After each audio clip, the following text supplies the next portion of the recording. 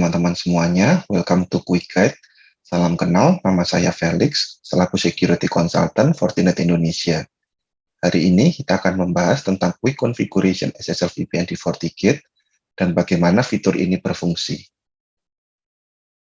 Untuk topologi yang akan kita demokan pada hari ini adalah dengan kita memiliki dua premis, yaitu kantor dan rumah. Untuk di kantor sendiri, tentunya kita harus memiliki FortiGate sebagai perangkat Next Generation Firewall sekaligus SSL VPN konsentrator, di mana tugas FortiGate di sini adalah sebagai pelindung dari cyber attack yang memungkinkan untuk menyerang server di dalam kantor, dan juga sebagai SSL VPN konsentrator yang akan digunakan bagi endpoint di rumah ataupun di mana saja untuk connect ke dalam jaringan kantor.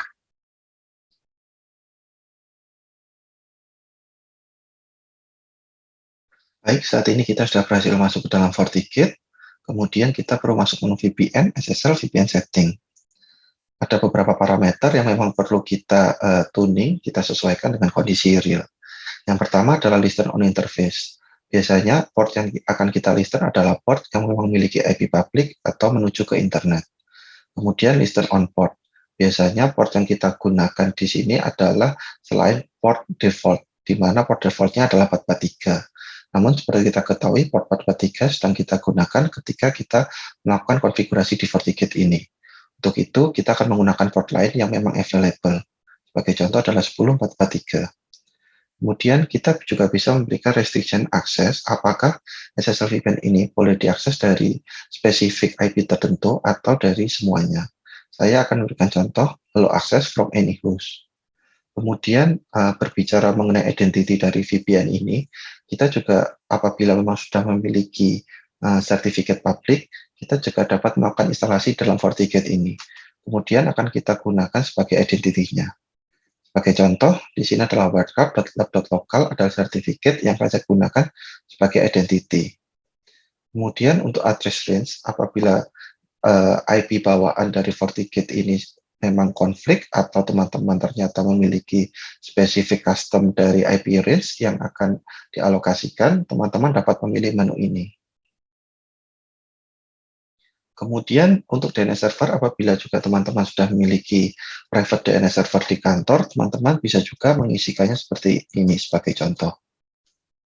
Oke, kemudian ada juga menu portal mapping, yang ini adalah related ketika kita mengakses SSL VPN via web. Kita akan bahas lebih lanjut nanti.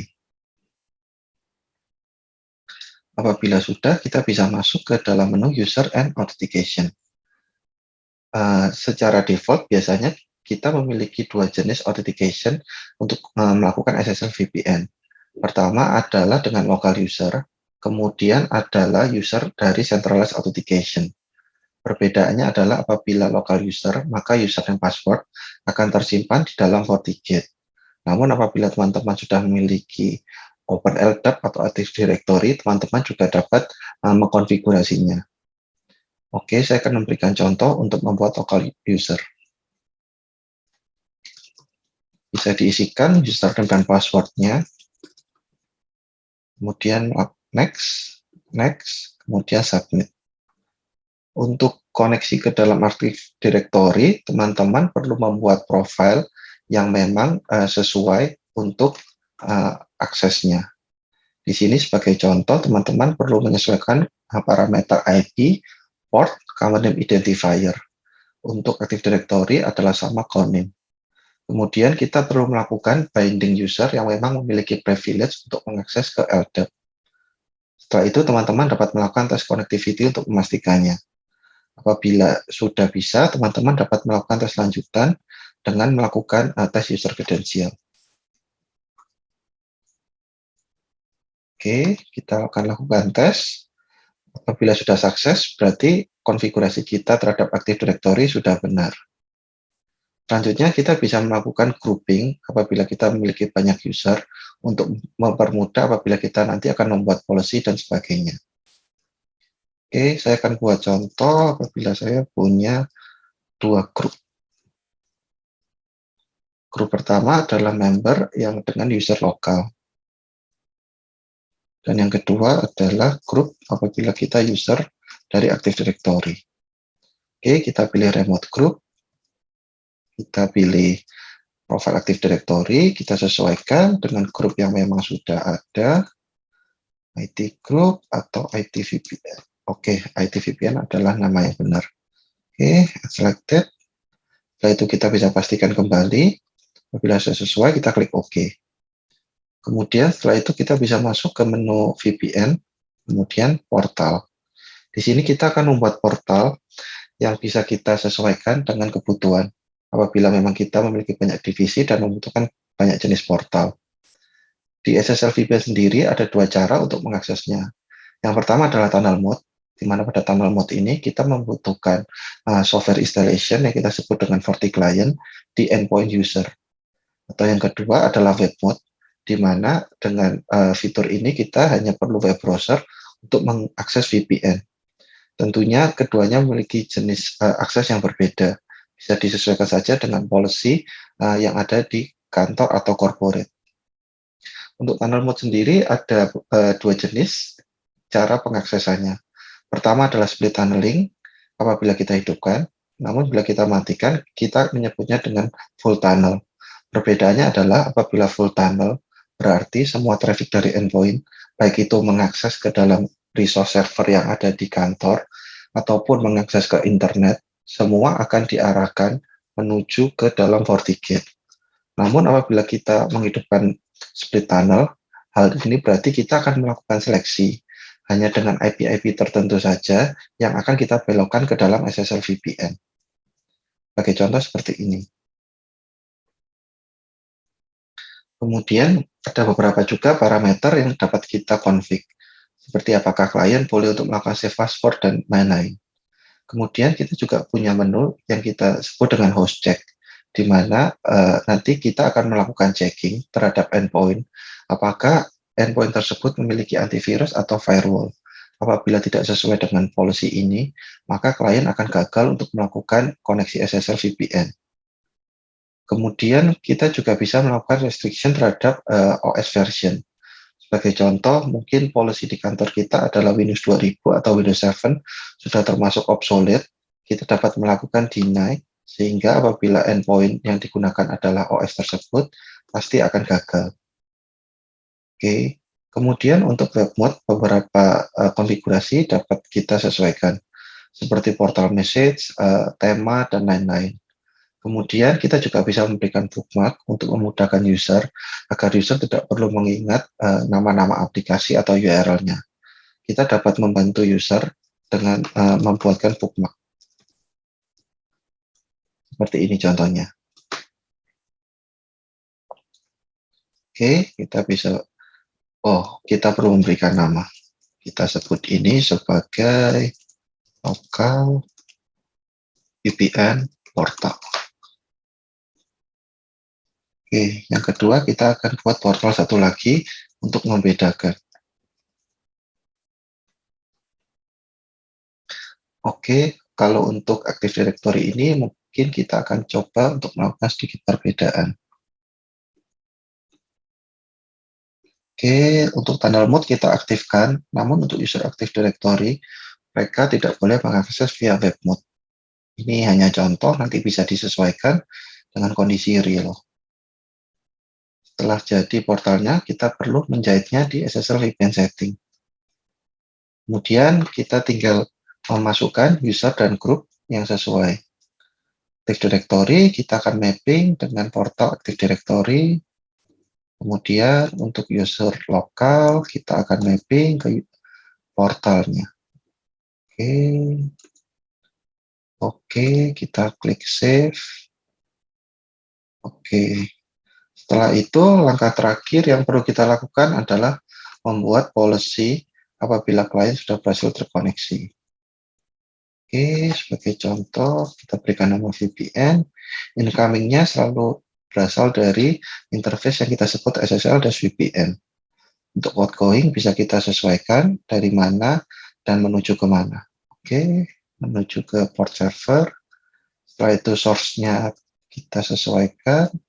Di sini tentunya kita perlu melekatkan user atau grup ke dalam address range. Oke, kita masuk tab user, kita sesuaikan dengan dua grup. Oke, destination. Kita sesuaikan juga service all. Untuk NAT bisa kita matikan atau dihidupkan sesuai kebutuhan. Untuk security profile juga sama, apabila dibutuhkan dapat kita aktifkan, atau tidak kita bisa biarkan as is. Klik OK. Kita perlu melakukan priority dari policy ini untuk memastikan bahwa policy ini yang akan di-hit, atau bisa disesuaikan saja dengan kondisi realnya juga. Oke, konfigurasi dari sisi FortiGate tampaknya sudah cukup. Kita akan beralih ke dalam konfigurasi di dalam endpoint. Oke, teman-teman, saat ini kita sudah masuk ke dalam Windows 10 yang akan kita gunakan sebagai endpoint client. Untuk itu, apabila kita ingin melakukan testing terhadap tunnel mode, kita tentunya perlu melakukan download dan instalasi terhadap aplikasi FortiClient.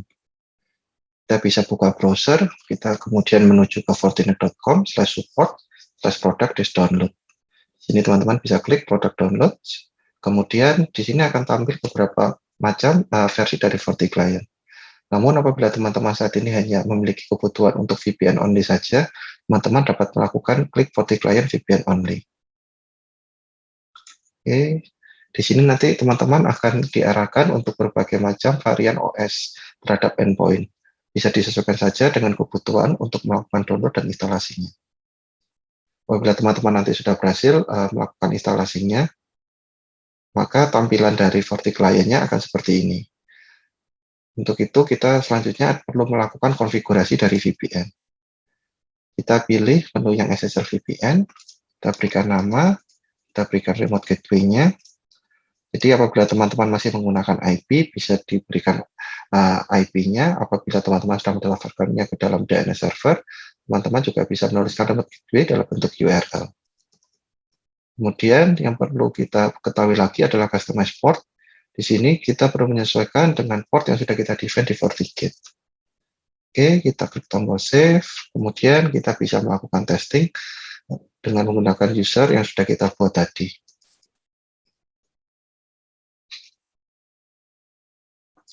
Oke, kita klik connect, status connecting, kita tunggu sebentar.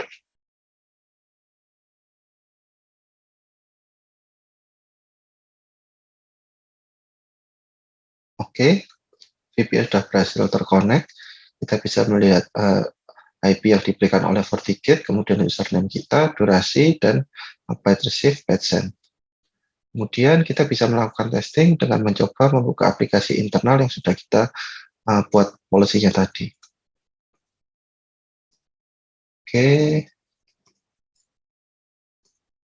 Oke, di sini kita bisa melihat bahwa proses melakukan open aplikasi internal via SSL VPN sudah berhasil kita lakukan. Kemudian kita bisa klik disconnect. Oke, kita tunggu sebentar. Kemudian kita juga bisa melakukan tes apabila ingin membuka aplikasi internal via VPN dengan menggunakan web browser. Kita menuju ke aplikasi VPN-nya. Jangan lupa perlu kita sesuaikan bahwa ini adalah HTTPS dan menggunakan port yang kita define. Oke, di sini kita akan diminta untuk login.